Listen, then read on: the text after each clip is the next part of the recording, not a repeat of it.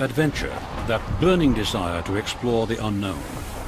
Go where no human has gone before. Be the first to reach the peak or cross the continent. It's that desire that fueled the overland expeditions that made Land Rover famous around the world and produced the family of Land Rover vehicles we know today.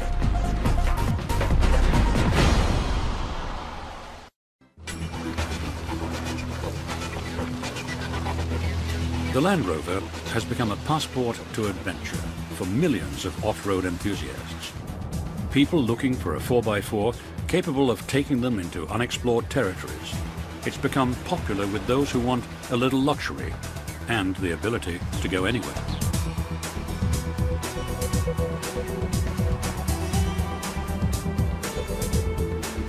Being able to venture off the posted highways and forge your own way through the world can be an exhilarating experience.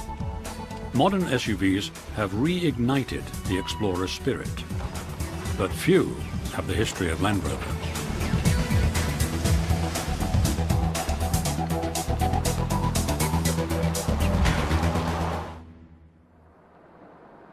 In 1948, the Land Rover began life with a simple purpose: to give Britain a vehicle that could compete with Jeep. The Jeep had proven itself in World War II. A new model for the civilian market was about to be introduced.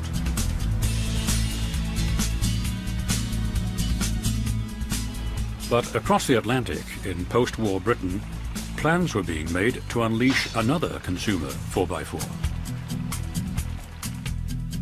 The Wilks brothers, who ran the Rover car company, were working on an idea prompted by Maurice Wilks' fascination with his surplus Jeep. Maurice loved his Jeep, and the stout vehicle proved to be very handy around the farm. But he knew that it would eventually break down and parts would be impossible to find in England. The prospect of having to live without his Jeep gave Wilks an idea. Why not build his own? The war had devastated the Rover car company. Raw materials were rationed. But if Wilks could prove that he could export his new vehicle and bring hard currency into the country, he'd get what he needed. Tom Barton was one of the leaders responsible for the design and building of the original Land Rover.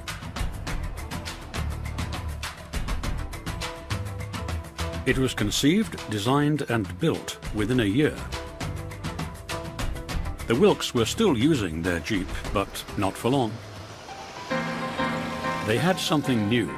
They had to substitute aluminum for steel on the new vehicle because they weren't able to get enough steel.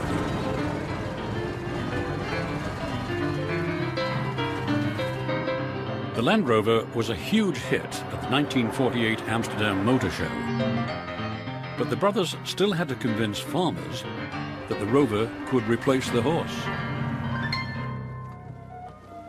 What I want, says many a farmer, is something that can do everything the horse can do, plus a lot more, and at 3 times the speed. And here it is, the Land Rover. A tough, chunky, cheeky, versatile vehicle with an unlimited capacity for hard work. They were right. There was more demand for the little Land Rover than they could fill. The plucky vehicle sported an 80-inch wheelbase, topped off with a 52 horsepower, 4-cylinder engine and 4-wheel drive.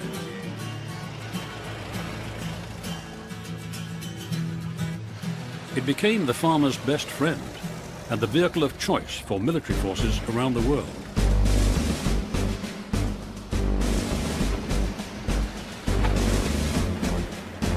A promotional film made by the company more than 50 years ago describes the Land Rover. There's something about the purposeful, functional Land Rover that makes an irresistible appeal to the young and the young in heart. How's she different from an ordinary car? Jump in and I'll show you.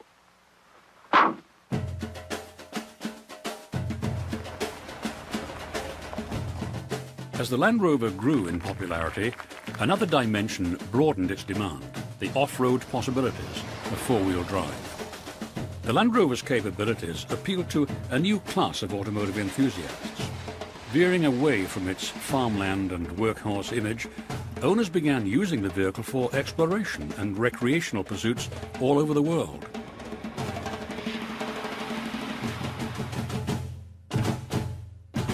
It's claimed that the first vehicle ever seen by 1/3 of the world's population was the Land Rover.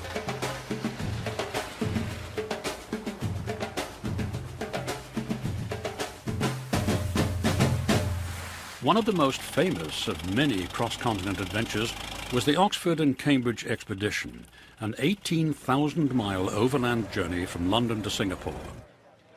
Driving the first motorized vehicles ever to use this overland route, the expeditionary drivers were greeted by curious crowds, international press coverage, and champagne toasts on their arrival.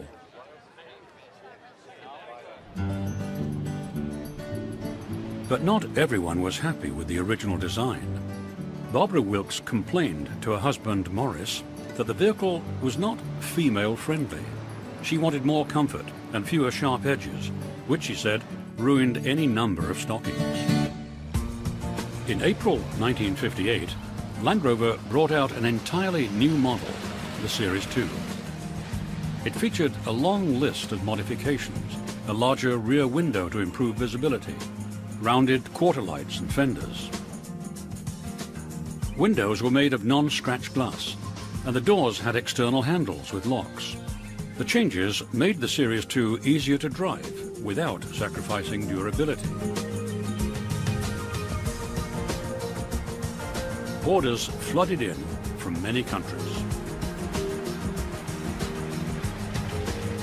They were exploring the jungles of Africa, serving on the front line, and doing jobs few other vehicles could tackle.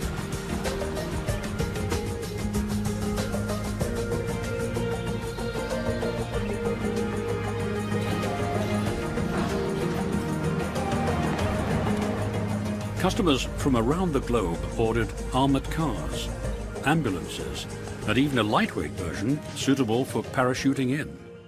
And of course, everywhere the Army goes, the Land Rover goes too. Here she goes, weighing well over a ton with trailer. And here she comes, safe and sound.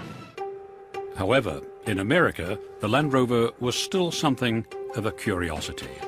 A few had been imported over the years, but they were a rare sight. And while vehicles such as the Scout and the Bronco were being successfully introduced, on the trails of America, the Jeep was still king.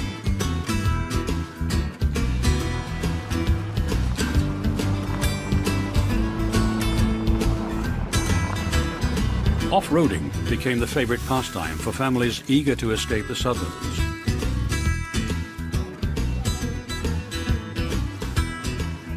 But very few of them were doing it in a Land Rover. There were too many other choices, and less expensive too. Another problem, the strict emission regulations in America that would have required special models to be built for import into the States. Rover couldn't afford the investment, and they abandoned the US market.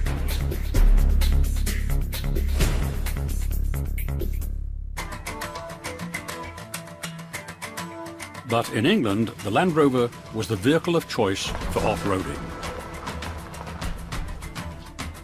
Seeing how people were actually using 4x4s prompted the company to develop a more civilized vehicle, one that could be at home in the city as well as in the country. Ben King, a young engineer, was chosen to head up the project after successfully developing an innovative gas turbine car.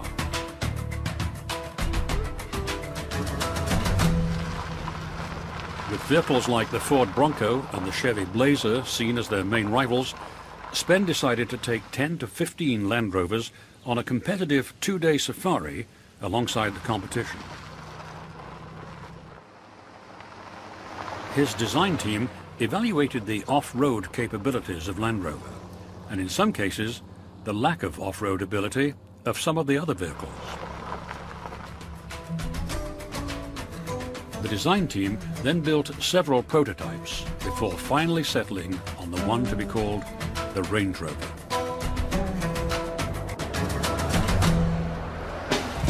Coming to market in 1970, it sported a new V8 engine that was powerful and lightweight. Permanent four-wheel drive gave it predictable traction. With its introduction, the new Range Rover, like the Land Rover 22 years before, became the automotive rage in Europe.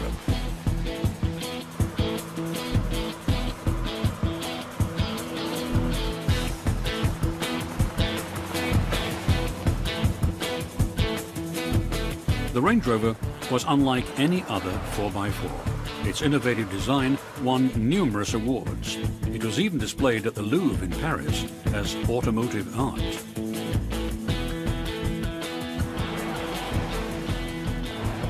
To prove that these more refined vehicles could mix it with their stablemates, they were tested on some of the world's toughest country and trails.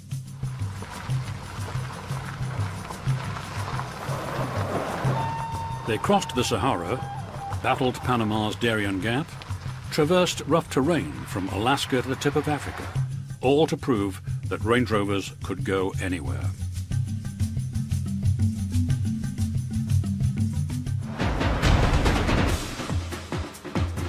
One of the most famous expeditions was the Camel Trophy.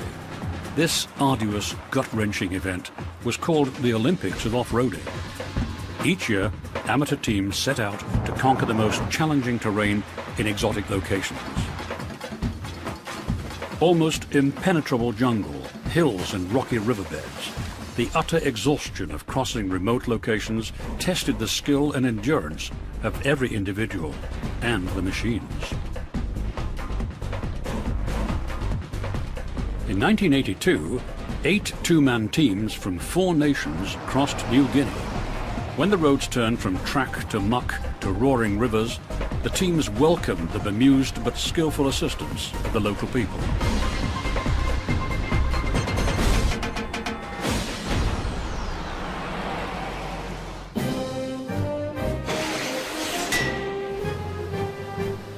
Land Rover was quick to exploit the adventurous mystique of their rugged vehicles with a series of outrageous television commercials.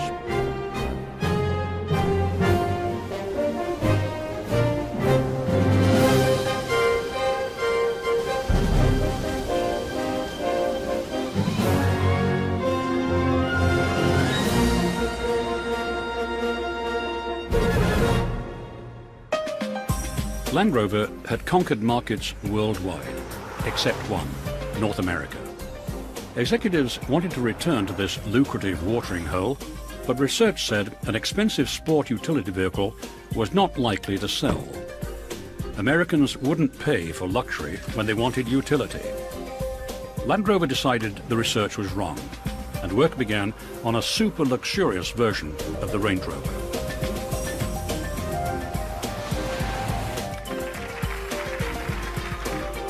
In 1987, the company offered American buyers an exclusive Range Rover, loaded with options never before seen on a 4x4. Power seats, locks and windows, a sunroof, leather, wood trim, and a premium stereo system. The gamble paid off. It sold out.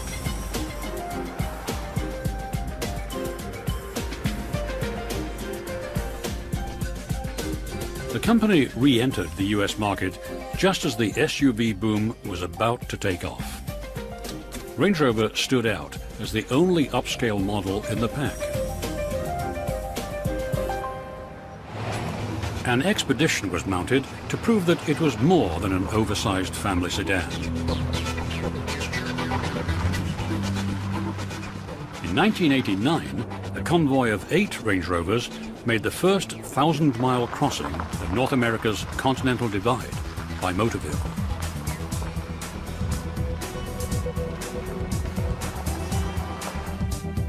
As the Range Rover was being rolled out around the world, engineers pushed on with high-tech innovations.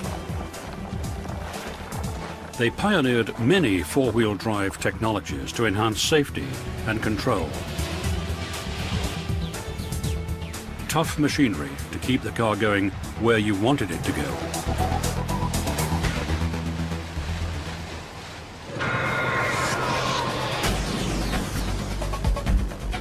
By the end of the decade, Rover needed a new vehicle to compete with sophisticated and reliable Japanese models like the Toyota Land Cruiser. They wanted a 4x4 that had the creature comforts of a Range Rover with the ruggedness of the original Land Rover. The result was Discovery, launched at the Frankfurt Motor Show in 1989.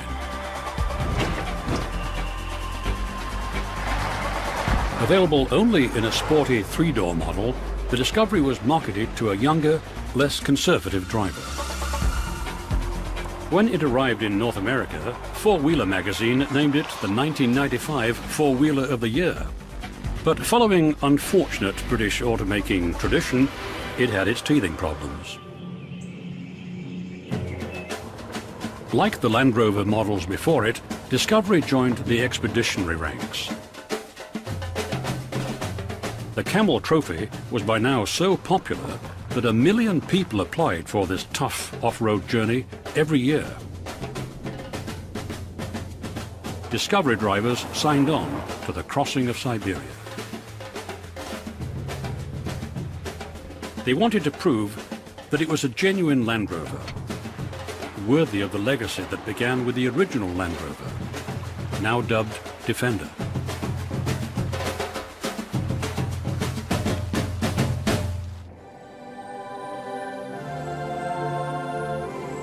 With the 1990s came an explosion in the sport utility market.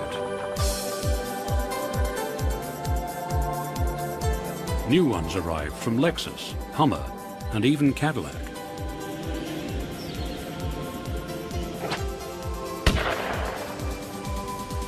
But Range Rover, the first luxury SUV, was still the vehicle of choice for the country set.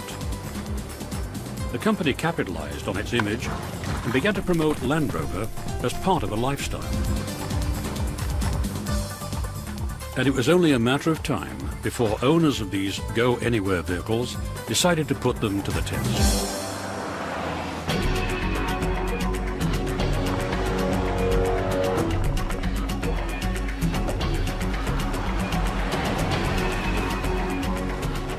Land Rover driving academies are known as the world's most exclusive off-road driving schools, providing an intensive course on rough terrain.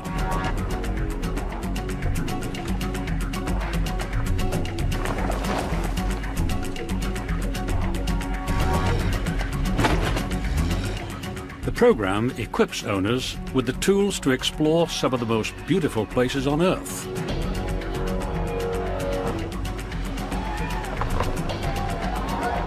But first, they must submit their skills and their vehicles to punishing tests. In 1994, the Range Rover celebrated its 25th birthday with a new model. Built in a new assembly plant, it was the most technically advanced vehicle they'd ever produced.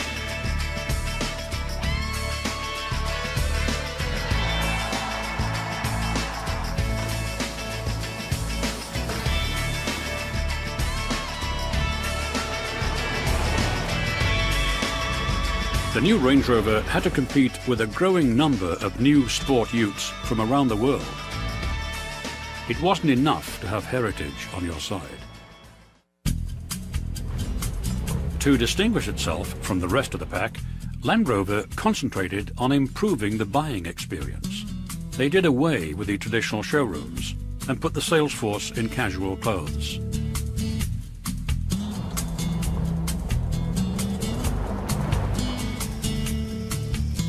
Land Rover centres were created. They looked more like hunting lodges than car lots.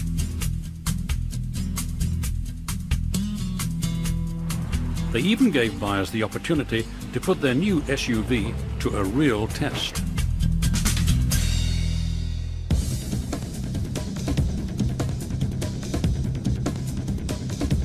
As sport utility vehicles became the hottest automotive market segment, Land Rover needed money for new products. At the same time, BMW was seeking to expand its own line of cars. They looked at the array of brands owned by Land Rover's parent company: Rover, Triumph, Mini, MG and Land Rover, and in 1994 they purchased the lot. In 1996, Land Rover turned 50. With new capital from BMW, it celebrated this anniversary by introducing a next generation of 4x4 vehicles, a mini SUV called Freelander.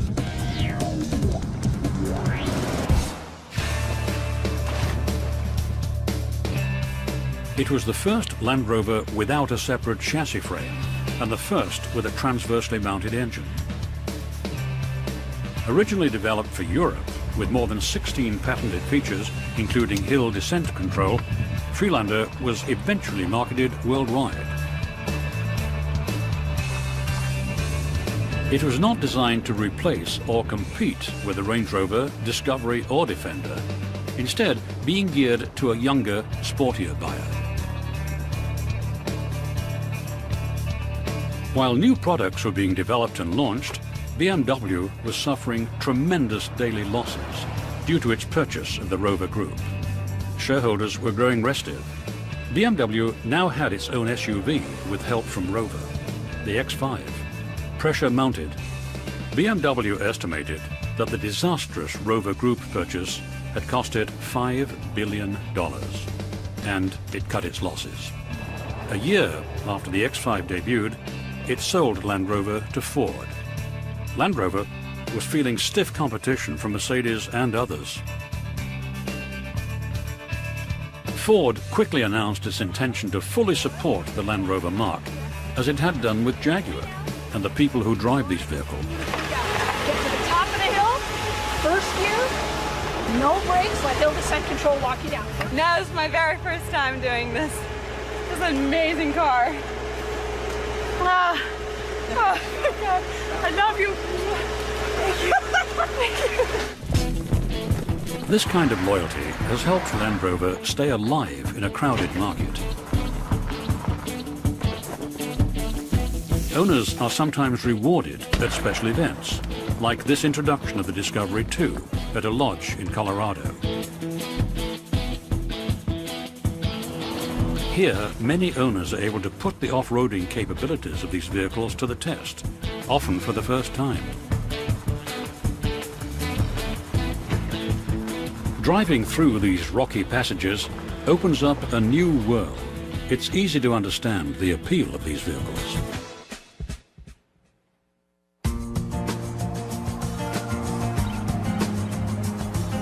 Today, Land Rover is recognized around the world as a pioneer in the 4x4 market.